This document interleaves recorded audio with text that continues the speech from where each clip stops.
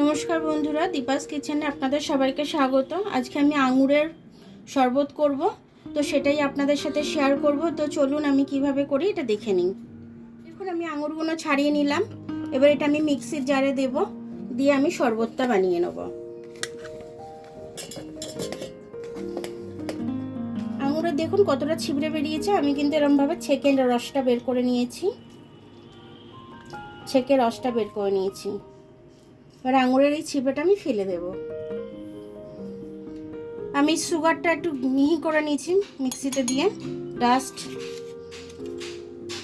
আঙুর এমনিতেই মিষ্টি ছিল আমার, তাও একটু দিয়ে দিচ্ছি।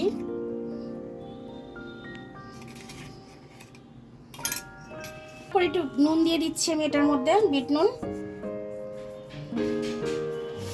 শরবতটা ঢেলে দিচ্ছি।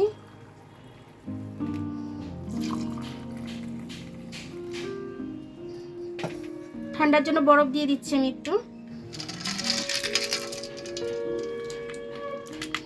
আমি শরবতটা ঠান্ডা জল দিয়ে করেছিলাম ফ্রিজের, তারপরেও বরফ দিলাম। যেহেতু গরমটা খুব পড়েছে, সেহেতু ঠান্ডা ঠান্ডা খেলে মন প্রাণ সব জুড়িয়ে যাবে একদম। আর আঙুর ঘরে থাকলে কেউ আসলে পরে একটু আঙুরের শরবত করে দিলে তারাও খেয়ে বলবে যে না ঠিক আছে, খুব সুন্দর লাগলো, আরাম লাগলো, মন প্রাণটা জুড়িয়ে গেল একদম। তো আপনারা অবশ্যই এরকমভাবে করে দেবেন। আর নিজেরাও আপনারা করে খাবেন, বাচ্চাদেরকেও করে দেবেন। বাচ্চারাও খেয়ে খুব খুশি হবে। যেসব বাচ্চারা ফল খেতে চায় না তাদেরকেও করে দেবেন, খুব ভালো খাবে তারা।